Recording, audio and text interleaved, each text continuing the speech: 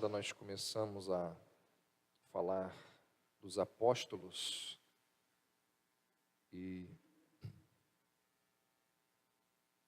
vimos algumas características desses 12 homens escolhidos por Deus, na verdade por Jesus, para dar continuidade ao seu ministério.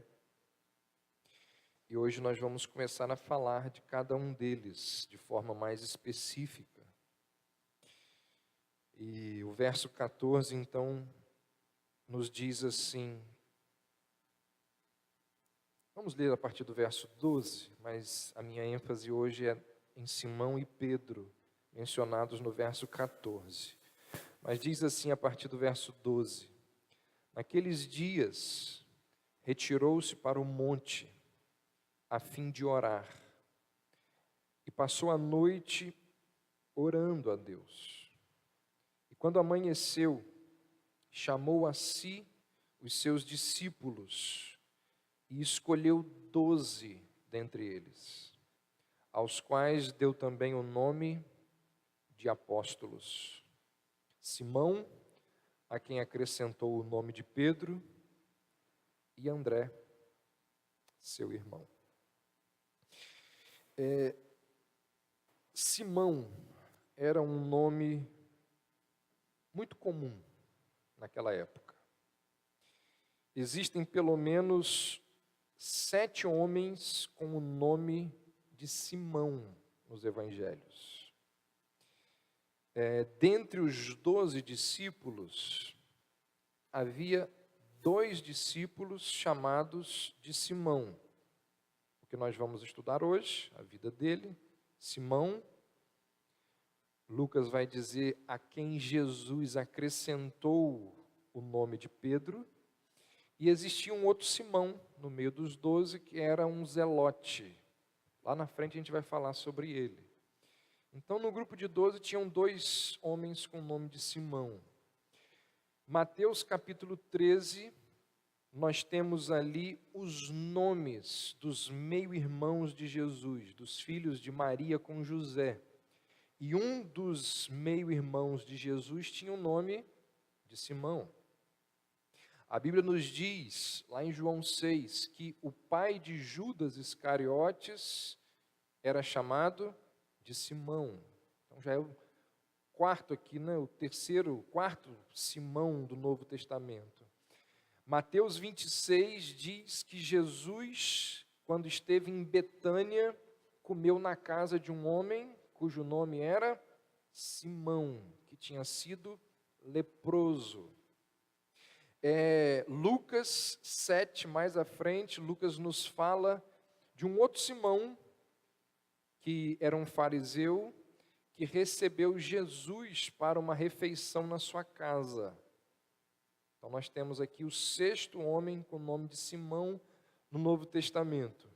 E a Bíblia nos diz, Mateus, lá no final do seu evangelho, vai dizer que teve um camarada que foi como que obrigado ou convocado a ajudar Jesus a carregar a cruz. O nome dele?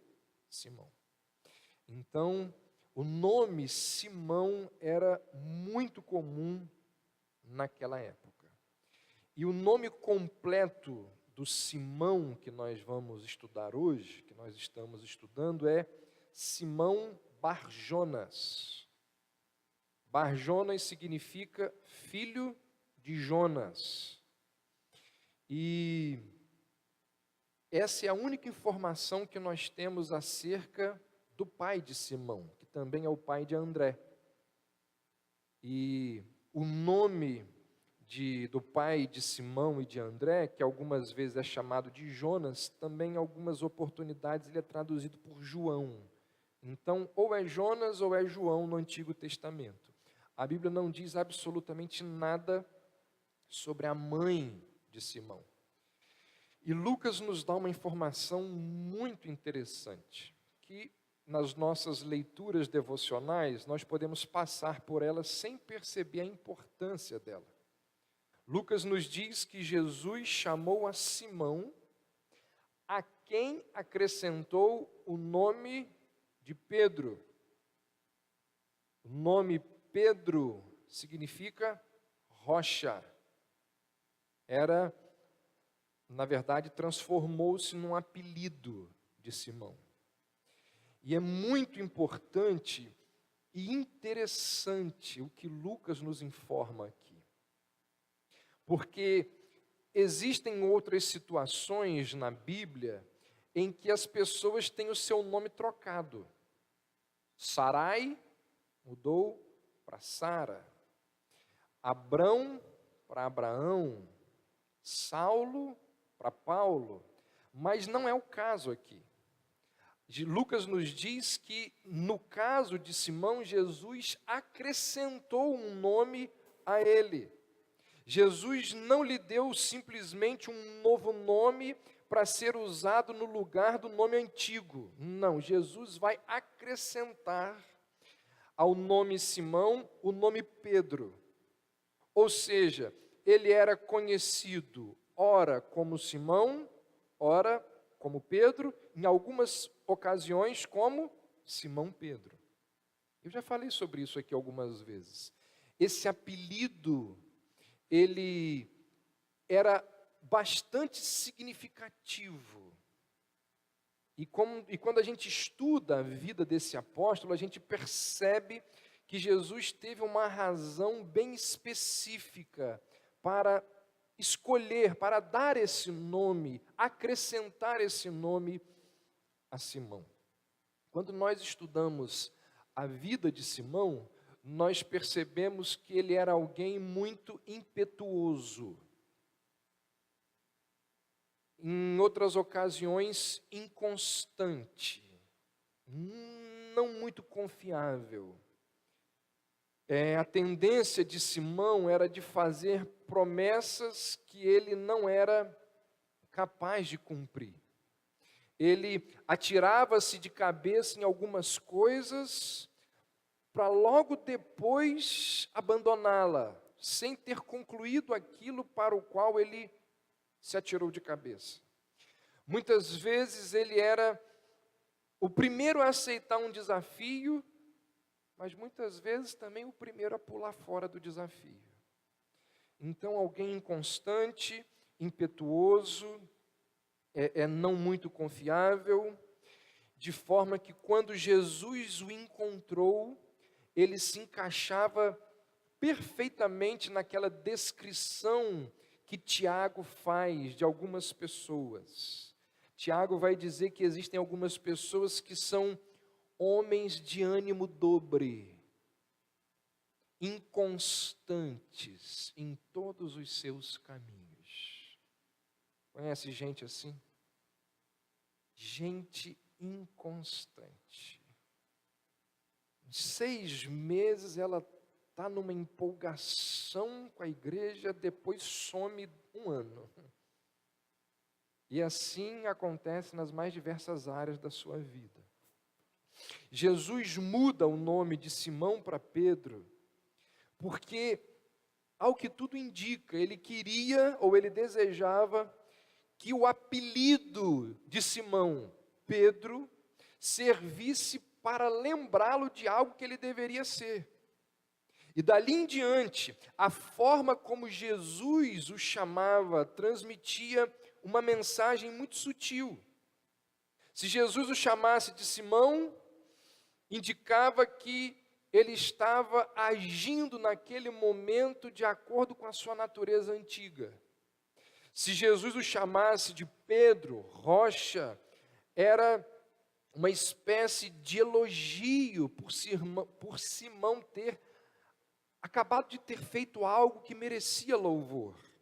Então Jesus ele podia gentilmente elogiar ou repreender aquele discípulo só pelo nome, só por citar o nome.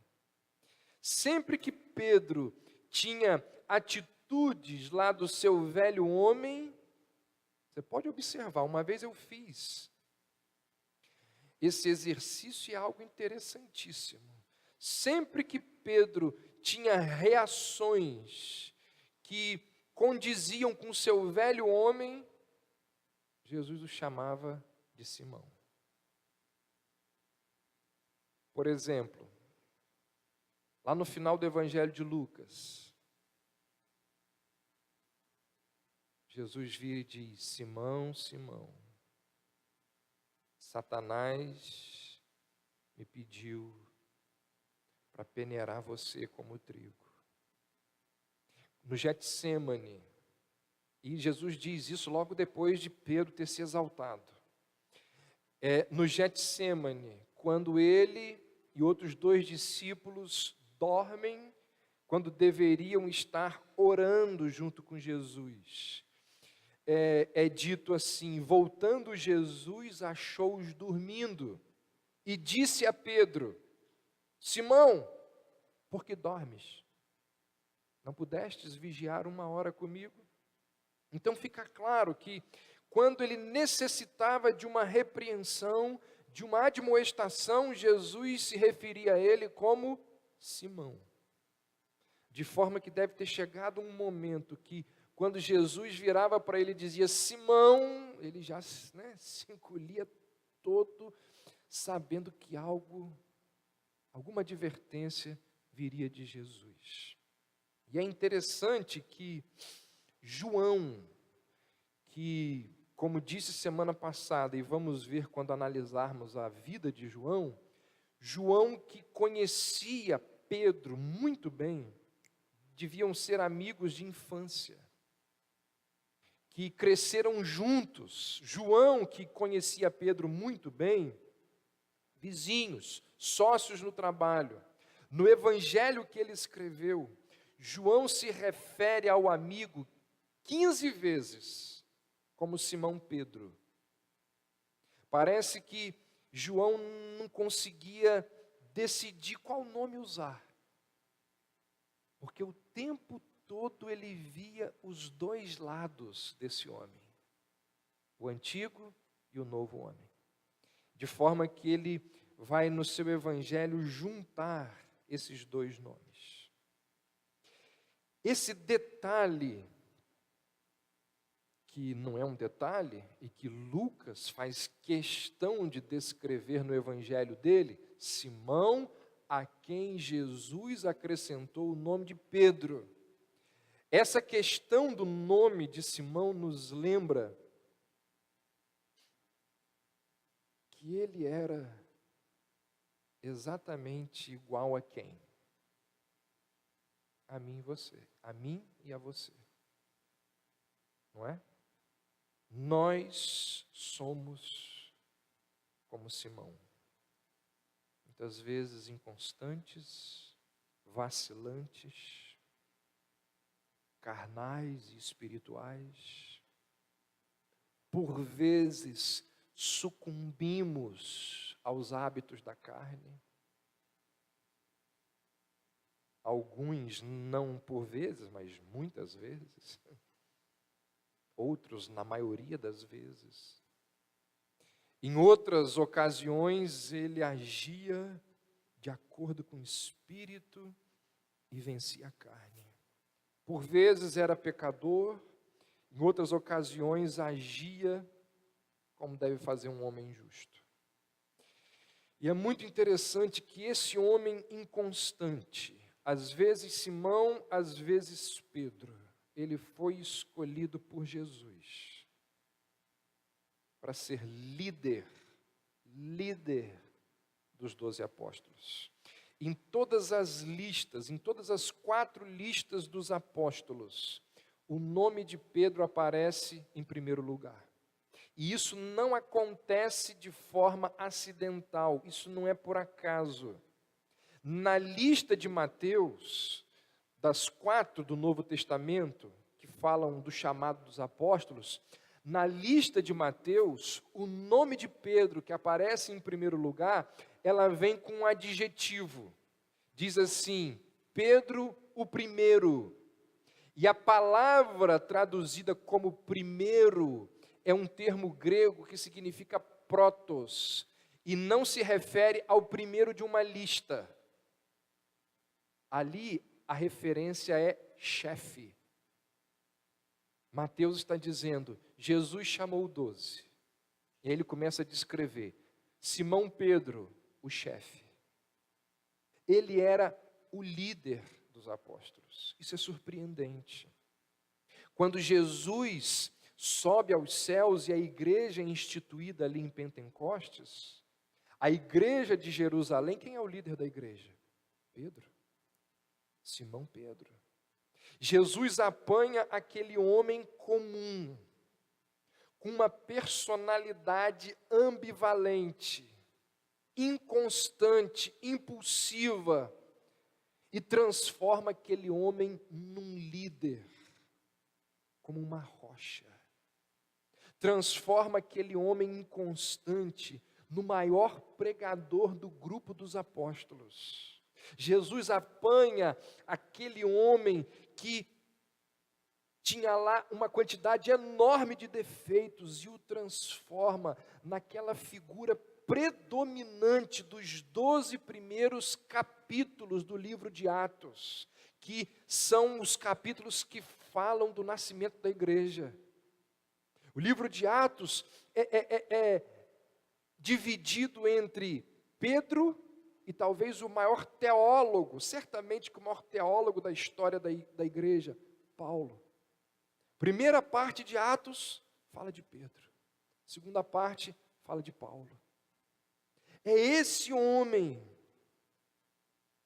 que lidera a igreja, que Jesus apanha cheio de falhas, cheio de inconstâncias e o transforma em quem ele foi.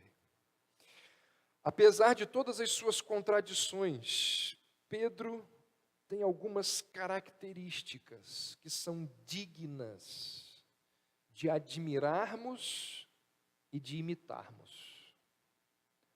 Assim como Paulo disse, sede meus imitadores como eu sou de Cristo, ao analisarmos a vida dos 12 apóstolos, nós vamos ver muitas coisas que devem e que não devem ser imitadas.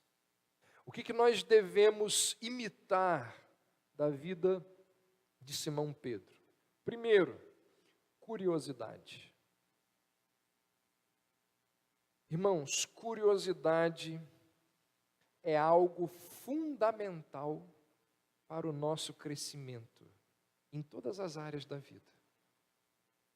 Uma pessoa que não é curiosa é aquela pessoa que vive na mesmice. Um líder, normalmente, é alguém que faz muitas perguntas. É alguém que é muito curioso. Pessoas que se contentam com aquilo que não sabem. Pessoas que se satisfazem em continuar ignorantes a respeito daquilo que não compreendem. Pessoas que se sentem à vontade, vivendo com problemas que não foram resolvidos. Essas pessoas nunca conseguirão alçar a posições de liderança, porque uma das características de um líder é a curiosidade. As melhores pessoas para resolver problemas são sempre motivadas por um entusiasmo insaciável de aprender e de conhecer coisas novas. Nos relatos dos evangelhos, Pedro é o personagem que mais faz perguntas. Pode ver isso. Quem está ali o tempo todo ao lado de Jesus fazendo pergunta o tempo todo é Pedro. Ele faz mais pergunta que os outros 11 apóstolos juntos. Normalmente era Pedro quem pedia a Jesus para explicar aquelas palavras mais difíceis que Jesus muitas vezes falou através de parábolas. Foi Pedro, dizem os evangelhos, foi Pedro quem perguntou: quantas vezes nós deveríamos perdoar os nossos ofensores? Foi Pedro quem perguntou qual seria a recompensa dos discípulos por terem deixado tudo e seguir a Jesus. Foi Pedro quem perguntou sobre a figueira que se secou. Foi Pedro que perguntou sobre a ressurreição de Cristo. Pedro sempre queria saber mais. Pedro sempre queria entender melhor. E esse tipo de curiosidade é fundamental para o nosso crescimento como cristãos. Isso é fundamental. Eu te pergunto, você tem desejo de conhecer mais sobre as verdades das Escrituras? O pastor fala uma coisa aqui, talvez uma coisa que você nunca ouviu. Por exemplo, há um tempo atrás eu preguei aqui sobre a constituição do ser humano, corpo, alma e espírito. O que existe de coisas sobre isso? Você já é bem definido sobre isso? Você entende o que é isso?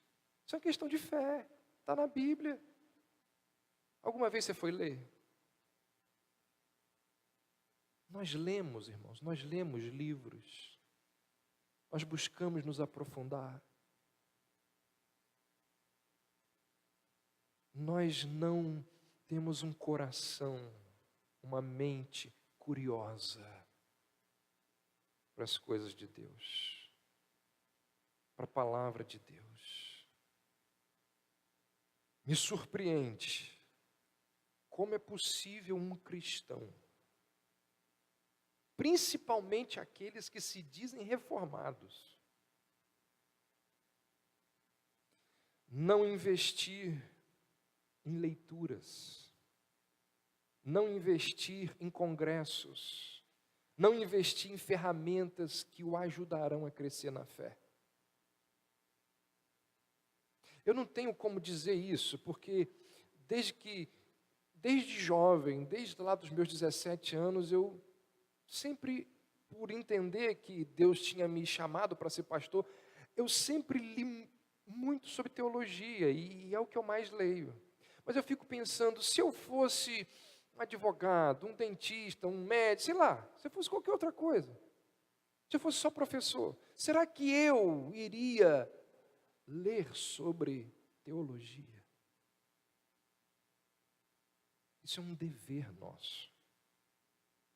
Porque antes de ser o que você é, profissionalmente falando, você é filho de Deus. Você é um cristão. E essas coisas estão direcionadas, relacionadas à sua fé. Você precisa separar tempo para ler e estudar sobre a sua fé. Isso tem a ver com curiosidade. Pedro era alguém extremamente curioso. Outra característica de Pedro que a gente percebe nos evangelhos, digna de ser imitada, iniciativa. Pedro não apenas faz perguntas, Pedro também era o primeiro a responder às questões apresentadas por Jesus.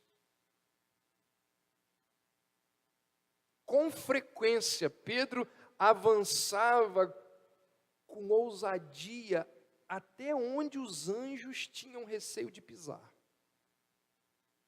Pedro fazia declarações impressionantes. Uma vez dizem os evangelhos que Jesus estava ali conversando com os discípulos, e isso é fácil a mim e a você nos dias de hoje responder. Mas naquela época fazer tal declaração, Jesus vira para os discípulos e diz assim: quem dizem os homens, as pessoas que eu sou? E, ao que parece, enquanto os outros discípulos estão ali pensando na pergunta, como alunos que estão receosos de dar a resposta errada, Pedro é ousado, Pedro é categórico. E ele diz: tu és o Cristo, o Filho do Deus vivo. Característica essencial de grandes líderes. É verdade que às vezes Pedro teve que voltar atrás, retirar o que foi dito, retratar-se por ter sido repreendido, porque às vezes falava o que não devia, mas o fato dele estar sempre disposto a agarrar as oportunidades marcava aquele homem como um líder. Ele tinha iniciativa. Por exemplo, ou uma outra situação, um outro contexto, quando Jesus está ali no Getsêmani e os soldados romanos se reúnem e vêm prender Jesus, o que Pedro faz? Ele não hesita, ele não pensa, ele puxa da sua espada, ele vai brandir a espada e vai lá e tenta arrancar a cabeça de Malco. Ou você acha que Pedro foi tirar a orelha de Malco? Ele foi passar a espada na cabeça de Malco, que deve ter tirado ali, e arrancou a orelha. Irmãos, ali existia todo um destacamento de soldados romanos, provavelmente centenas de homens. O que Pedro ia fazer? O que Pedro pensou que ele iria fazer? Cortar a cabeça de cada um deles? Será que ele pensou que ele recebeu ali a unção de Sansão para sair matando todo mundo? É verdade também que às vezes ali no seu arrebatamento de tomar a iniciativa, e aqui foi um caso desses, ele não enxergava as realidades mais óbvias. Mas como diz o ditado, é mais fácil você acalmar um fanático do que você ressuscitar um morto. No serviço, nas nossas casas, nos relacionamentos, na igreja, nós precisamos de pessoas que, assim como Pedro, tenham o quê? Motivação, energia, iniciativa, gente que faz as coisas acontecer. O pastor vira para o irmão e fala assim: irmão, você pode tirar esse banco aqui e colocar do lado de cá? O medíocre, ele vai ali, pega o banco, coloca do lado de cá. O Pedro vira para o pastor e diz assim: pastor, só o banco ou a bancada toda? Isso é iniciativa. Isso é gente que dá a sua vida por aquilo que acredita. Vocês conhecem as histórias, porque a Bíblia tem algumas histórias dos chamados valentes de Davi. Daqui a 3 semanas, nós vamos começar a estudar o livro de 1 Samuel, de manhã. E em algum momento nós vamos nos deparar com algumas dessas histórias. Davi tinha um grupo de soldados, todos renegados, todos desprezados por algum motivo. E Davi, quando fugia de Saul, arrebanhou esses homens para perto dele, e se tornaram depois a guarda de Davi ao longo do reinado de Davi. E a Bíblia relata algumas histórias extraordinárias desses homens. Tinha um camarada chamado de Josebe-Bassebete, já ouviu falar dele? Que fez algumas coisas impressionantes.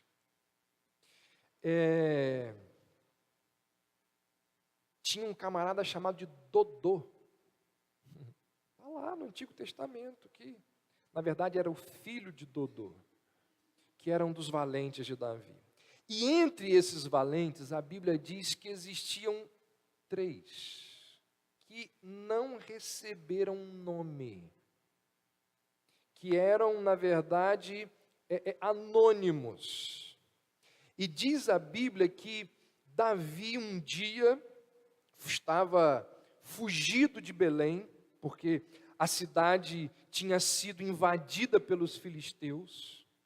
E Davi está fora da cidade, preparando o contra-ataque.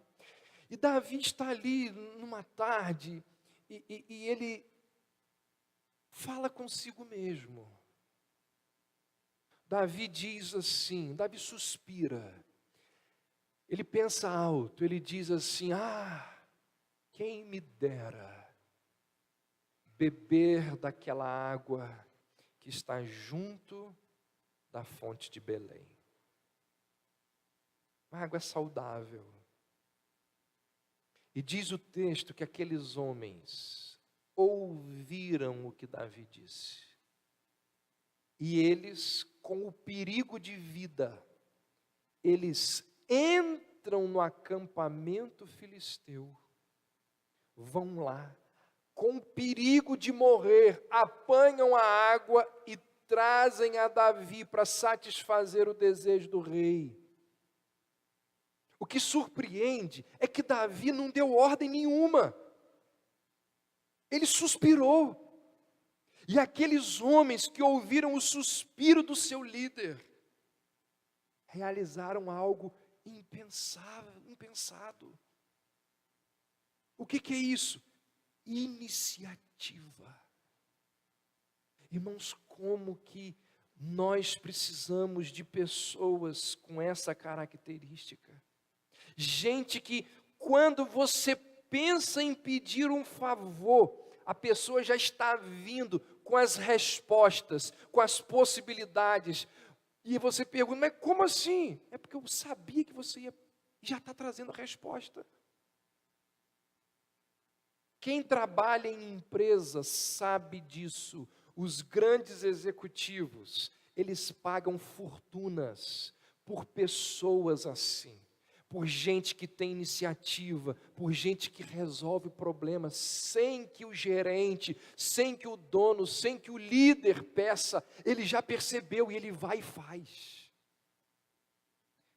É gente muito bem paga. Pedro era assim. Quem dera existisse entre nós pessoas com a iniciativa de Pedro.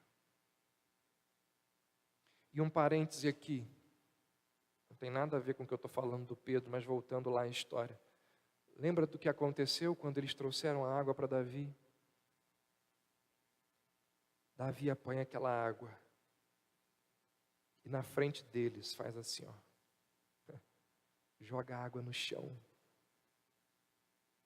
E eu imagino aqueles homens arregalando aquele olho e dizendo: mas como assim? Nós quase morremos para trazer essa água para você e você joga no chão? E Davi diz: exatamente. Porque essa água não é minha. Essa água tem vida por trás dela. E tudo que tem vida é de Deus. Leiam lá a história depois, é extraordinária.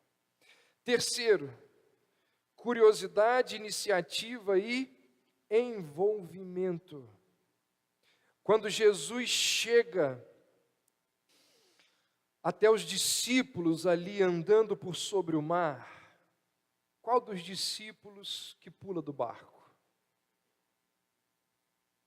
Enquanto os outros discípulos estavam ali se agarrando ao barco, com medo de serem lançados para fora, Pedro, sem pensar duas vezes, ele pergunta assim: eu posso ir? Jesus diz: vem. Ele se joga, ele sai do barco. O que é isso? Envolvimento. Só depois que ele desce do barco é que ele pensa sobre o perigo que ele estava correndo e então ele começa a afundar. Com frequência, as pessoas olham para esse episódio e criticam o Pedro pela sua falta de fé. No entanto, nós devemos dar crédito a ele pela fé que ele teve a ponto de deixar o barco. Antes de desprezarmos o Pedro pela fraqueza, pela falta de fé que quase foi o seu fim, nós devemos lembrar de onde Pedro estava quando ele começou a afundar. Os outros estavam no barco, mas ele se lançou. Quando Jesus disse, vem, ele foi.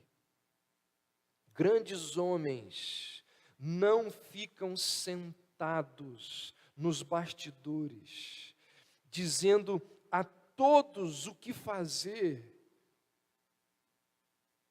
enquanto eles vivem distantes da luta. Eles vão à frente dos seus seguidores na batalha. Isso são os grandes homens. Eu já contei essa história aqui, vou contar de novo. Uma vez Napoleão estava se preparando para uma grande e importante batalha. E as tropas inimigas eram muito maiores que as suas. E Napoleão chamou os seus generais e disse a eles o seguinte: olha, eu vou com o exército. Estarei lá na frente, estarei na linha de frente. E os seus generais disseram: o senhor não vai fazer isso. Se o senhor morrer, o império acaba. O império é o senhor. Eu vou. E tentaram dissuadi-lo de todas as formas. E não conseguiram fazê-lo mudar de ideia.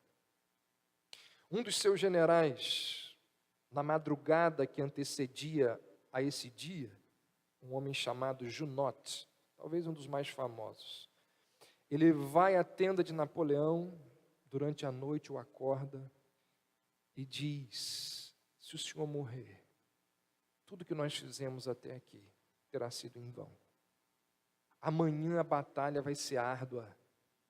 Deixe que nós vamos cuidar de tudo, o senhor fica aqui. Tudo em vão.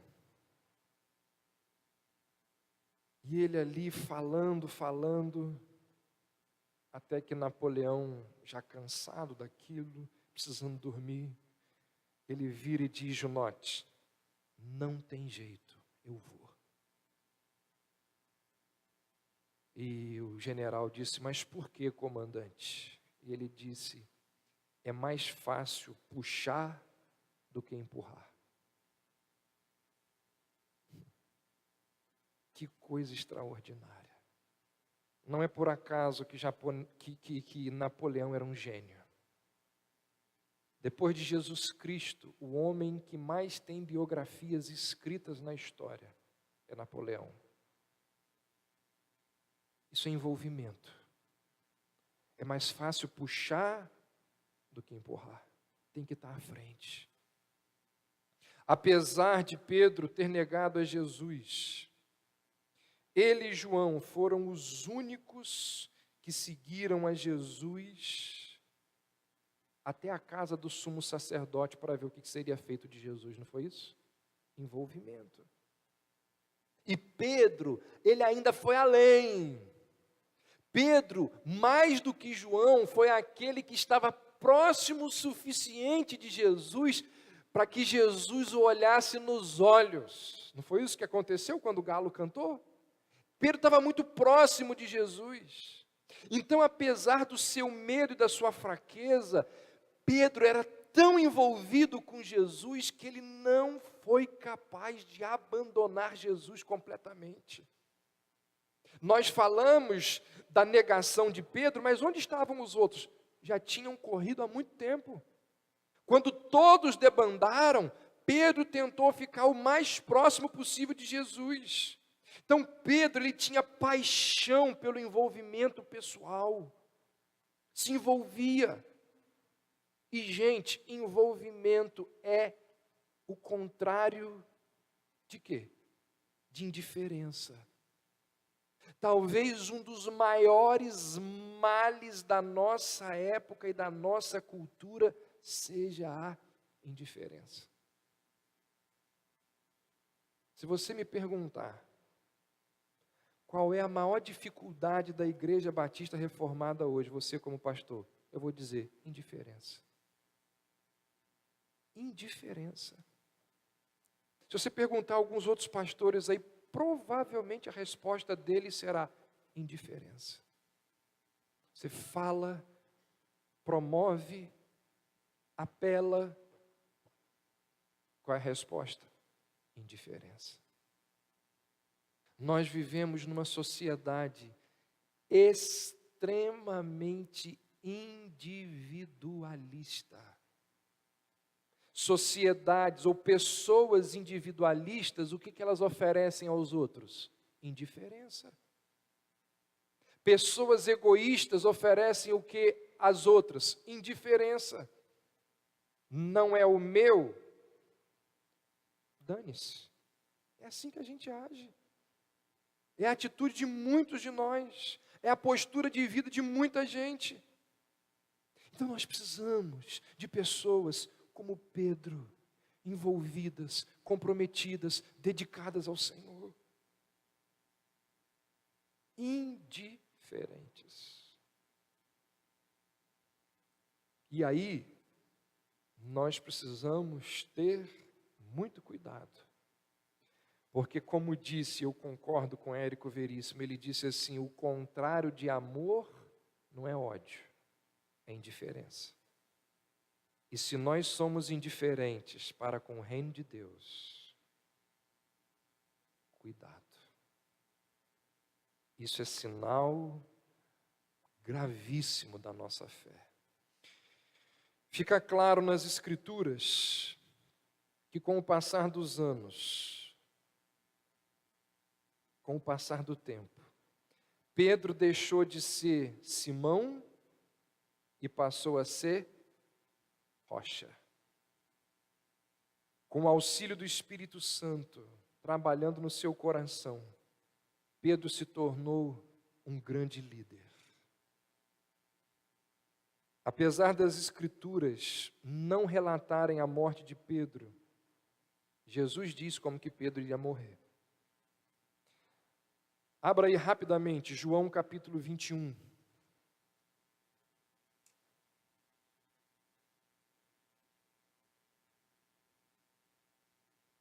Versos 18 e 19 dizem: em verdade te digo, que quando eras mais moço, tu te cingias a ti mesmo e andavas por onde querias.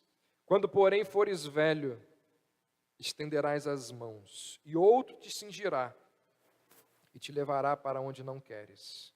Disse isto para significar com que gênero de morte Pedro havia de glorificar a Deus. Você vai ser morto, está dizendo Jesus. E todos os registros da história da igreja primitiva indicam que Pedro foi crucificado.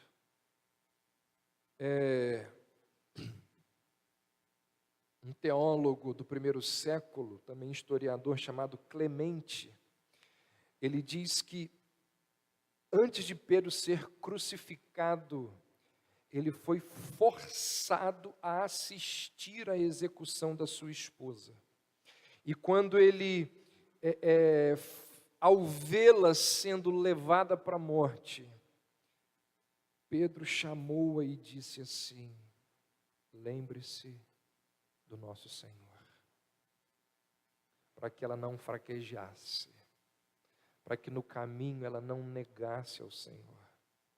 E quando chegou a sua vez, Pedro pediu para ser crucificado de cabeça para baixo, porque ele entendia que não era digno de morrer como Jesus tinha morrido. Dessa forma, ele foi pregado numa cruz invertida.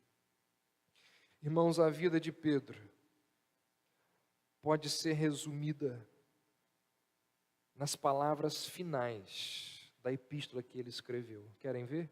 Abra aí, por favor. 2 Pedro capítulo 3.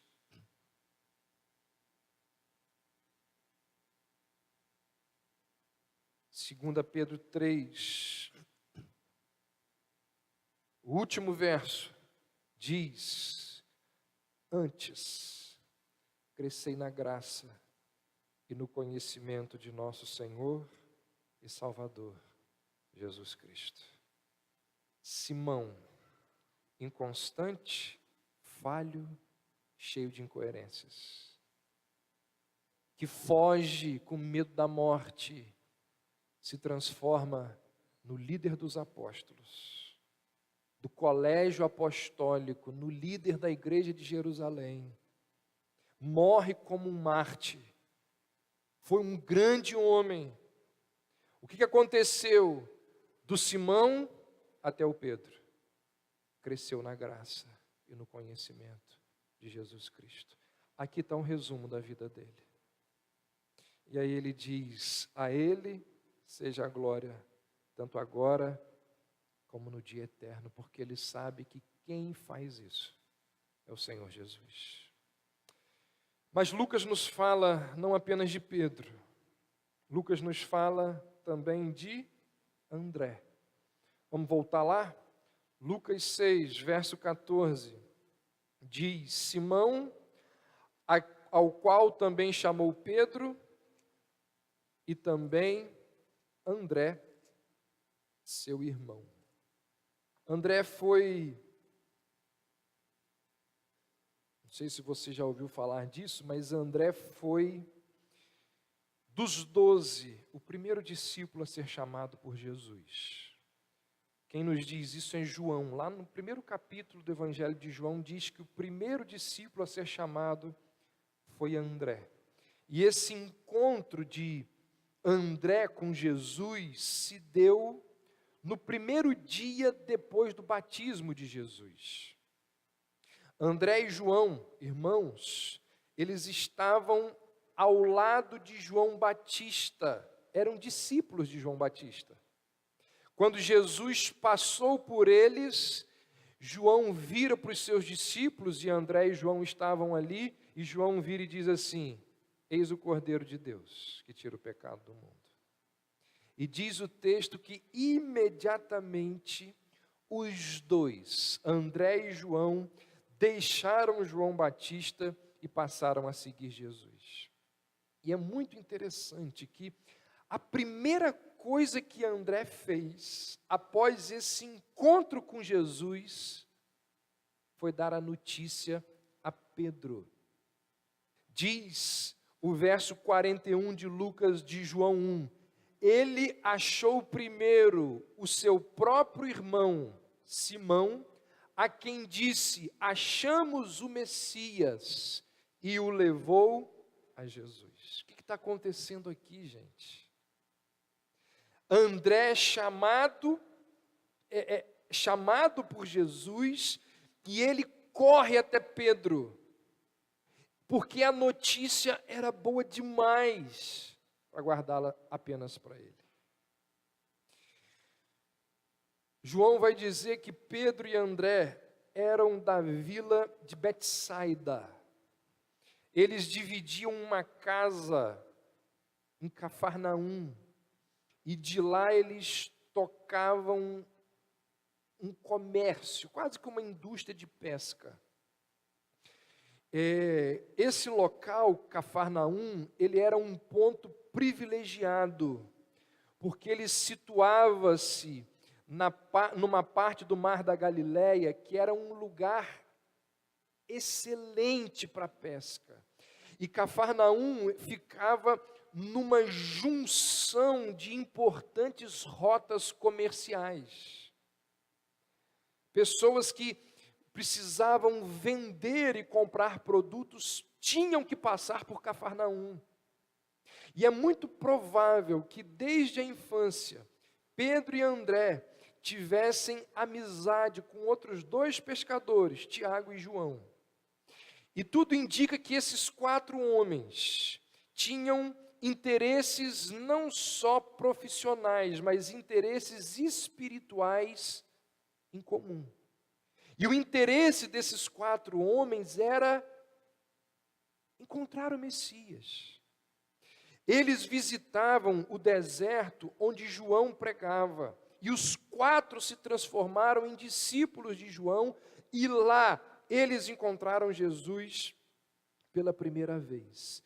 Então, era natural que esses 4 amigos, dentro do grupo dos 12 apóstolos, formassem uma pequena unidade dentro dos 12. Lembra que semana passada eu mencionei que os 12 discípulos, eles eram divididos em 3 grupos de 4? Então é muito natural que Pedro e André, Tiago e João formassem esse primeiro grupo que tinha ali mais intimidade com Jesus. Apesar de ser um membro daquele quarteto de discípulos mais chegados, dos 4, André é o que menos aparece. Ele não é incluído em vários acontecimentos importantes em que aparecem apenas Pedro, Tiago e João. A Bíblia não nos diz muitas coisas a respeito de André. Na verdade, a gente pode contar nos dedos quantas vezes André é mencionado ao longo dos evangelhos. Para ser mais específico, ele aparece apenas 9 vezes em todo o Novo Testamento. E a maioria dessas referências, dessas 9 vezes, o menciona apenas de passagem. André viveu a vida toda à sombra do seu irmão mais conhecido. Muitos versículos que citam o seu nome acrescentam que ele era irmão de Pedro, como se fosse isso que lhe desse importância. E isso não é muito agradável. Eu vivi isso durante quase 3 anos da minha vida. Quando eu fui estudar no Rio, fazer seminário, meu tio era o reitor do seminário. E sabe como que eu era conhecido? Davi, o sobrinho do reitor. Eu era conhecido por aquele que era famoso. A sombra do outro. Era o que acontecia com André. Em situações como essas, em que um irmão se destaca mais do que o outro. Conhece famílias assim? Tem lá, irmãos. Um é mais capaz, se deu melhor na vida do que o outro. É comum existir ressentimento, rivalidade, brigas entre os irmãos. Mas no caso de André, você não vê nenhuma evidência de que ele tinha ressentimento por causa da influência de Pedro. Na verdade, é André que chega até Pedro e leva Pedro a Jesus. E André sabia dessa tendência de Pedro para liderar. Ele sabia que se Pedro fizesse parte do grupo, ele, André, nunca chegaria no comando, porque quem comandaria seria o Pedro. Ele sabia que se Pedro fizesse parte do grupo, ele seria colocado numa posição secundária. Mas isso não impede André de levar Pedro até Jesus. Quando nós juntamos todas as passagens bíblicas que falam de André, fica evidente que ele era alguém que exercia um ministério nos bastidores. André era alguém que não procurava ser o centro das atenções. André não se preocupava em trabalhar com os holofotes apagados. Na verdade, foi exatamente isso, porque trabalhava nos bastidores, que André se transformou em alguém extremamente útil. Porque a sua disposição em ser um ator coadjuvante fez com que ele pudesse perceber coisas que outros discípulos que estão ali na frente do palco não tinham condições de enxergar. Por exemplo, André, uma característica dele, ele fica conhecido por levar indivíduos e não multidões a Jesus. Quase todas as vezes nos evangelhos em que André aparece, ele está conduzindo alguém a Cristo. A primeira vez, logo ali no começo que André aparece, o que ele está fazendo? Levando Pedro a Jesus. Depois nos é dito que quando uma multidão de mais de 5.000 pessoas está reunida e precisa comer, da onde que vem o milagre? Do menininho, que tinha lá 5 pães de cevada e 2 peixinhos. Quem descobriu o menino? André. André apanha aquele menino e leva ele até Jesus. João capítulo 12. João diz que alguns gregos, gente de fora dos judeus, querem conhecer Jesus. E esses gregos chegam perto de quem? De Filipe, um dos discípulos. Sabe o que João diz? Filipe foi dizê-lo a André, e André e Filipe comunicaram a Jesus. Filipe levou aqueles homens até André, e deixou que André os apresentassem ao mestre. Por que o próprio Filipe, que era um discípulo de Jesus, não levou os gregos até Jesus? Certamente que algumas razões podem ser levantadas, mas o certo é que Filipe sabia que André era a pessoa que apresentava homens a Jesus. Olha que coisa interessante. André levou Pedro a Jesus, tornando-se o primeiro missionário. Depois ele leva os gregos a Jesus, fazendo com que ele seja o primeiro missionário internacional. É André. Está provado, gente, está provado. Quem trabalha na área de evangelismo sabe disso, que o evangelismo mais eficaz é o evangelismo que acontece a nível pessoal. A maior parte das pessoas não se aproxima de Cristo em resposta a um sermão pregado num ambiente como esse aqui, ou maior que esse aqui. As pessoas, na maior parte das vezes, vão até Cristo por causa da influência de um indivíduo. Você trabalhando com a pessoa, orando por ela, ensinando a Bíblia a ela, ajudando-a, é ali, a nível pessoal. Tanto André quanto Pedro tinham lá um coração evangelístico, mas os métodos deles eram completamente diferentes. Pedro pregou no Pentecostes, e aí o Espírito Santo desceu, 3.000 pessoas vieram a Jesus. André, em momento nenhum, pregou para uma multidão, mas foi André que levou Pedro, que pregou para a multidão a Jesus. Se Pedro não tivesse conhecido Jesus, ele não teria pregado no Pentecostes. Ou seja, os frutos do ministério de Pedro são também frutos do ministério de André.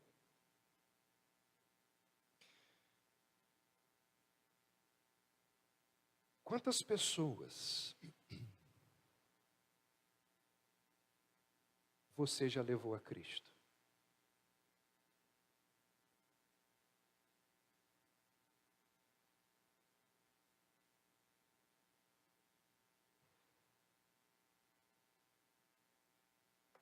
É uma pergunta difícil, né?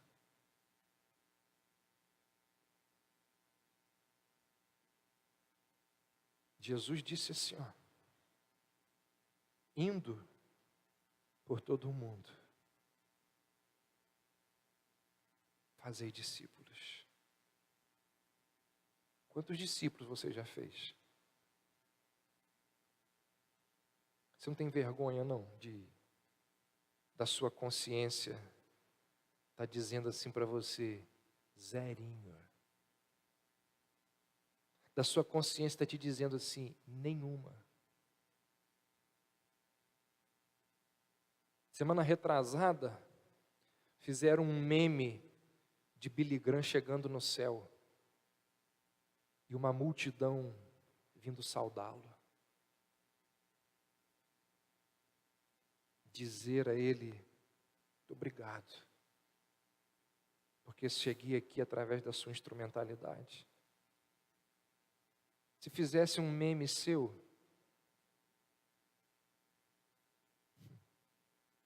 E aí?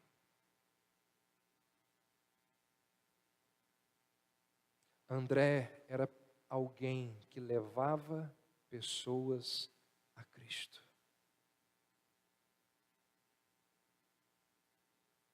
Muitos pastores gostariam de ver suas igrejas abarrotadas de pessoas com a mentalidade de André. Irmãos, isso é uma coisa muito séria. Por quê? Por quê? Queria entender isso. Por que que nós não falamos de Cristo? Aquelas pessoas com quem nós convivemos. Vergonha? Medo? O que que te impede de chamar a pessoa que trabalha com você? Fala assim, queria pagar um jantar para você. A pessoa chega ali, olha só, se eu fosse falar no serviço, você não ia me dar muita atenção, mas aqui você não vai ter como fugir.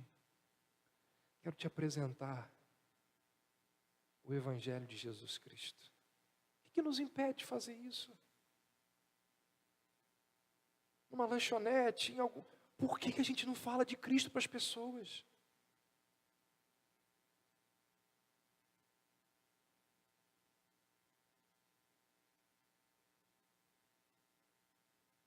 Por trabalhar nos bastidores, André enxergava o valor das dádivas insignificantes.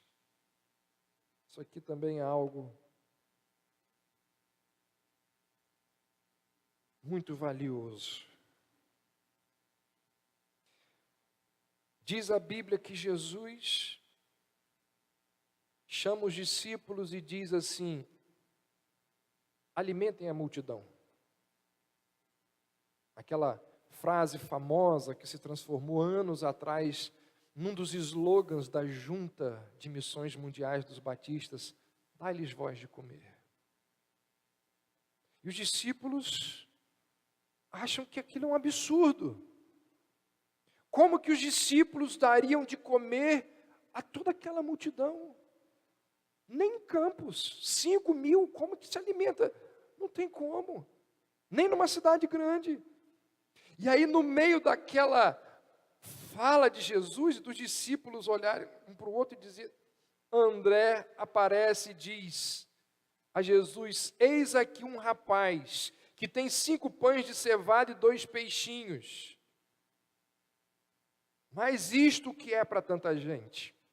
André sabia que aquela quantidade de pães, aquela quantidade de peixes não era suficiente para alimentar todo aquele povo. No entanto, ele leva aquele menino a Jesus. Como lhe era peculiar, é ele que leva o menino a Jesus. Jesus havia ordenado aos discípulos que alimentassem o povo, e André sabia que Jesus nunca deu uma ordem sem torná-la possível de ser cumprida. Então André, ele faz o melhor que pôde. Ele identifica ali, no meio da multidão, a única fonte disponível de comida. E se certifica que Jesus viesse a saber daquela comida, daquele alimento. Parece que André sabia que não estava desperdiçando o tempo de Jesus ao levar a ele uma oferta tão ínfima. Algo dentro dele parecia entender que nenhuma dádiva é insignificante nas mãos de Jesus. E com essa atitude, André nos mostra um princípio valiosíssimo.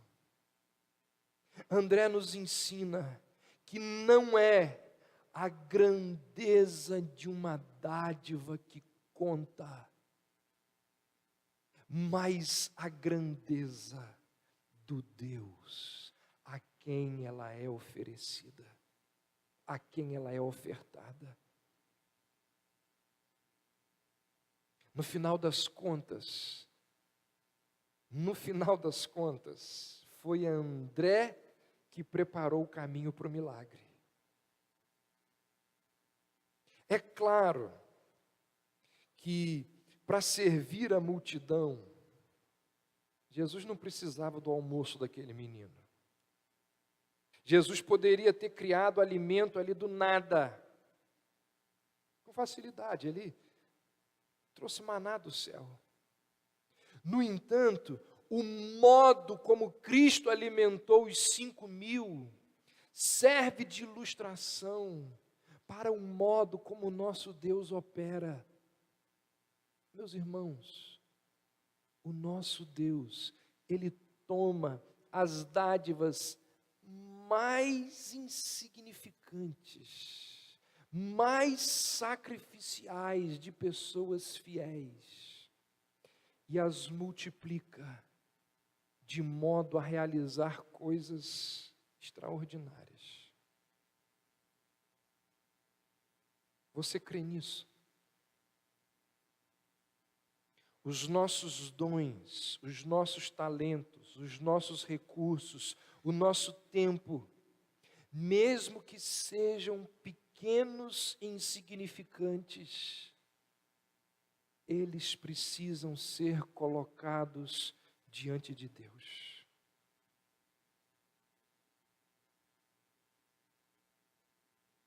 Eu tenho plena convicção de que por esse Brasil afora aí, existem mais de, centenas de pastores com ministérios extraordinários que pregam de forma abençoadora e que colocam todo o seu material na internet. E que, se fosse eu a pesquisar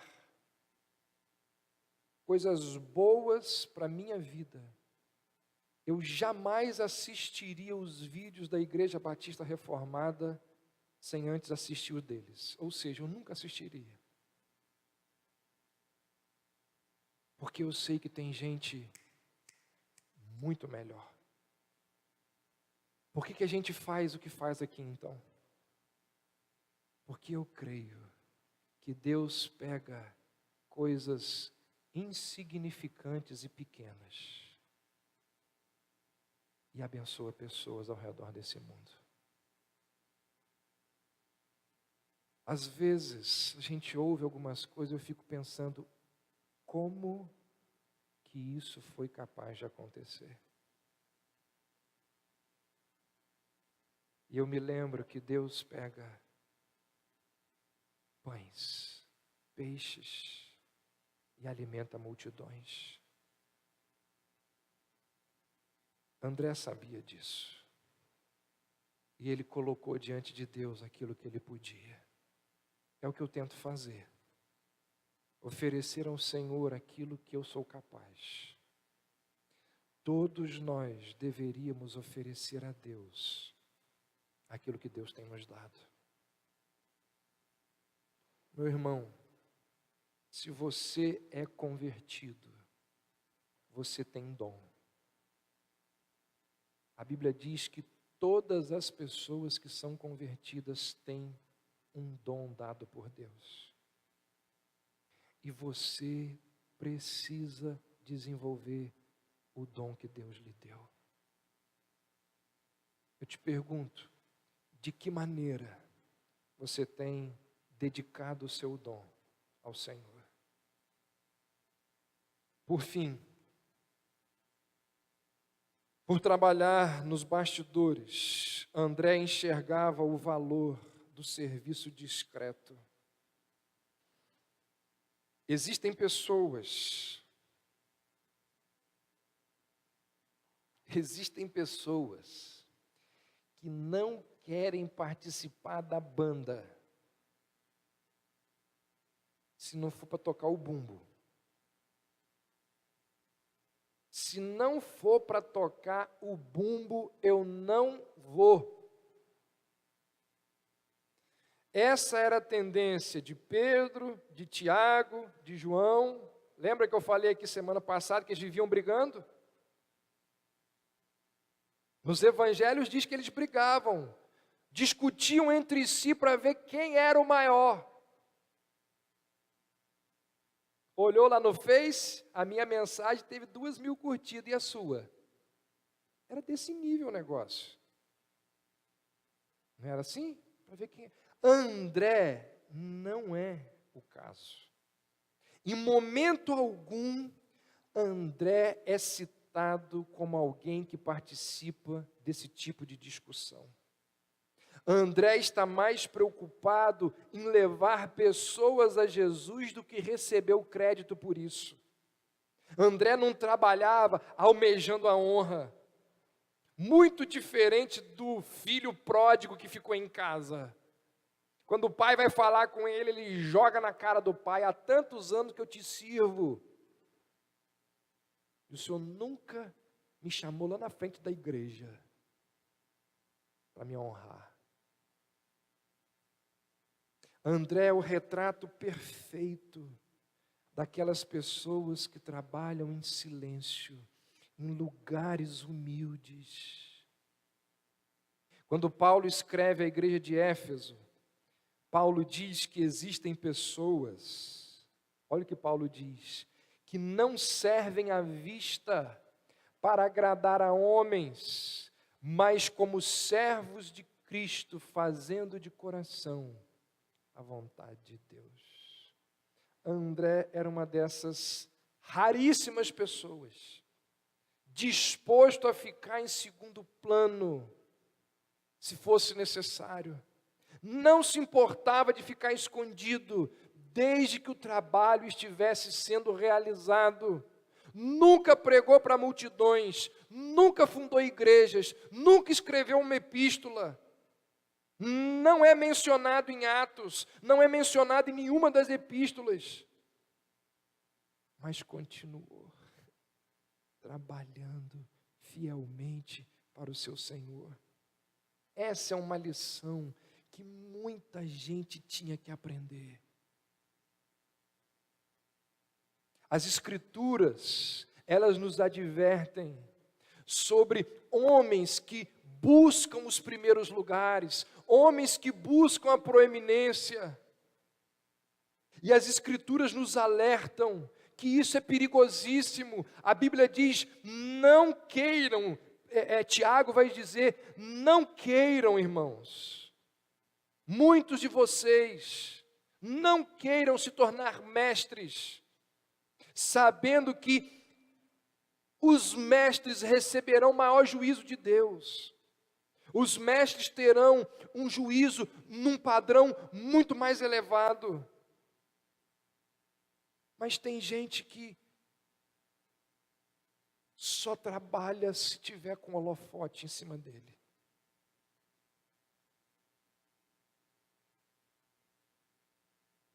Uma vez perguntaram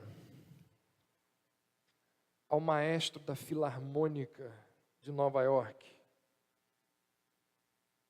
Dizem, uma vez eu perguntei a Maurício sobre ele, Maurício falou que ele é um gênio. Leonard Bernstein. Perguntaram para ele assim: qual é, na sua orquestra, o instrumento mais difícil de ser tocado? E ele disse assim: o mais difícil de ser tocado é o segundo violino. Porque todo mundo quer tocar o primeiro. Irmãos, será que nós estamos dispostos a continuar fazendo o que fazemos, se não tivermos nenhum reconhecimento?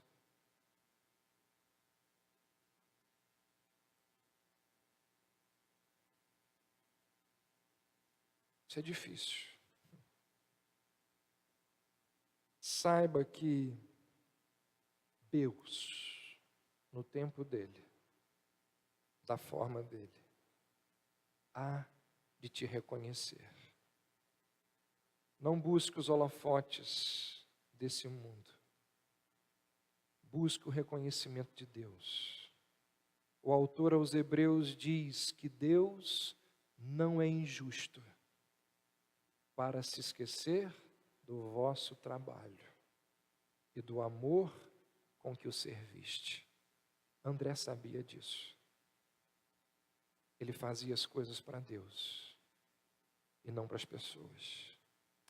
A Bíblia não relata o que aconteceu com André depois do Pentecostes.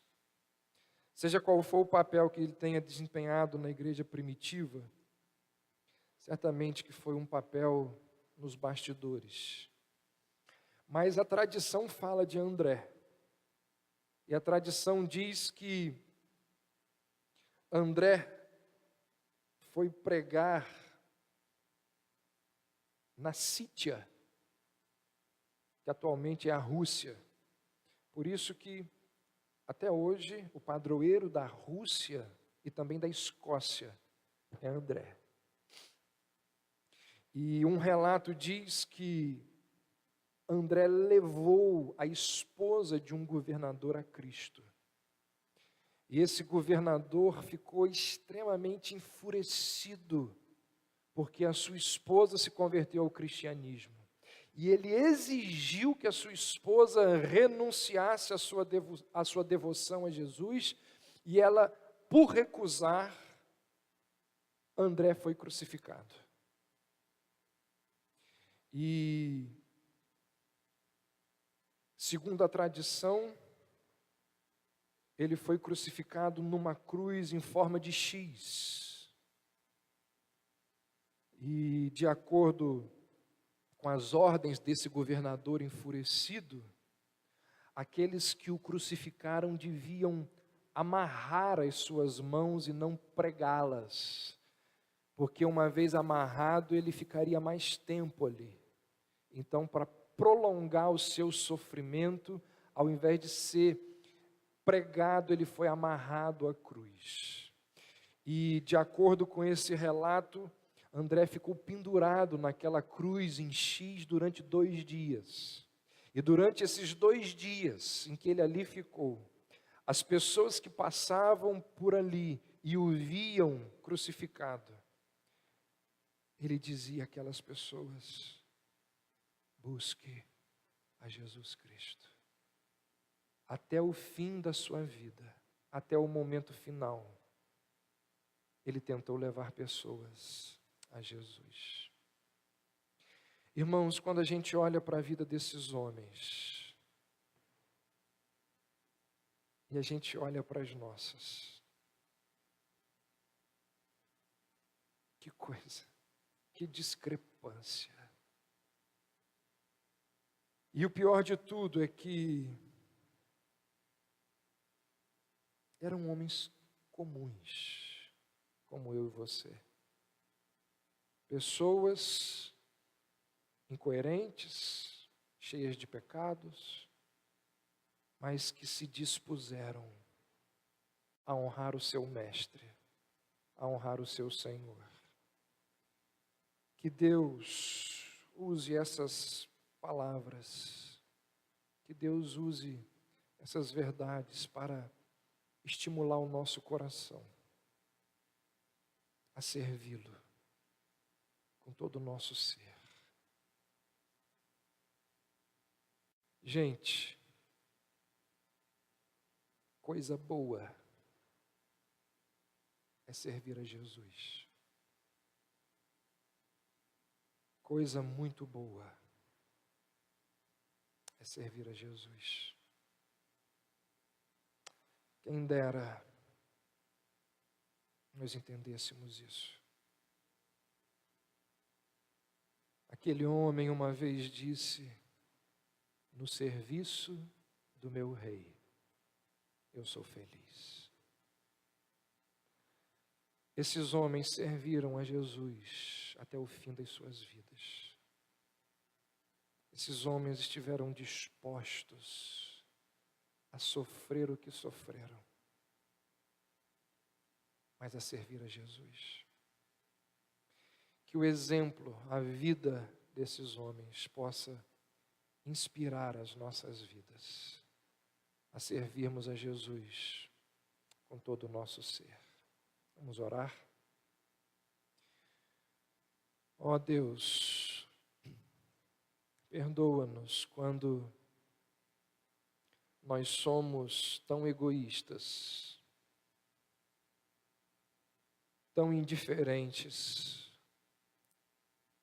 pensamos só no nosso reino particular e esquecemos do reino do Senhor. Nós te pedimos, ó Deus, que a vida desses homens, o estudo da vida desses homens possa inspirar as nossas vidas a sermos homens e mulheres que também dedicam as suas vidas no reino do Senhor. Ó Deus, que o Senhor levante aqui entre nós homens como Pedro, de iniciativa, de envolvimento, curiosos, desejosos de aprender do teu reino. Levante aqui entre nós, ó Deus, homens e mulheres como André, que não se importam de não serem reconhecidos pelos homens, desde que o teu reino esteja sendo levado adiante. Homens que, mesmo com dádivas insignificantes, eles as consagram ao Senhor. Mulheres que entendem o valor do evangelismo pessoal e que transmitem a outras mulheres as verdades do teu reino. Ó Deus, quantas lições, quantas verdades a serem aprendidas por nós. Que o teu Santo Espírito consolide cada uma delas nos nossos corações. É o que nós te pedimos em nome de Jesus.